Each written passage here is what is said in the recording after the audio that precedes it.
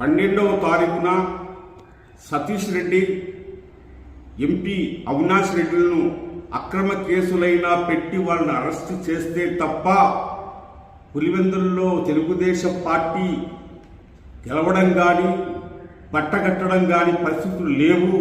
కాబట్టే సతీష్ రెడ్డిని అవినాష్ రెడ్డిని ఖచ్చితంగా అరెస్ట్ చేయాలని చెప్పి పోలీసు అధికారుల దగ్గర మొండి పట్టుకొని తెలుగుదేశం నాయకుడు మరి ఆదినారాయణ రెడ్డి కూర్చోవడం జరిగింది. అదే క్రమంకిన అవినాష్ రెడ్డిని ఎంపీ గారిని సతీష్ అన్నను అక్రమంగా కేసులు పెట్టి చేస్తే పులివెందుల నియోజకవర్గంలో ప్రతి ఓటరు కూడా ఓ రాజశేఖర రెడ్డి అవుతారు, ఒక ఆ జగన్మోహన్ రెడ్డి అవుతారు.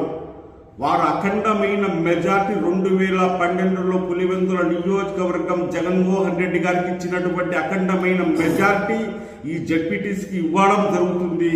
దీంట్లో కుట్రలు కుతంత్రాలు మానుకొని ప్రజాస్వామ్య పద్ధతిలో తెలుగుదేశం పచ్చ చొక్కా వేసుకున్న పోలీసు అధికారులు ప్రజాస్వామ్యాన్ని రక్షించవలసినటువంటి బాధ్యత మీకుంది. ప్రజాస్వామ్య పద్ధతిలో రాజ్యాంగానికి కట్టుబడి మీ యొక్క ఉద్యోగాలు చేయాలని కూడా ఈ సందర్భంగా తెలియజేస్తా ఉన్నాం.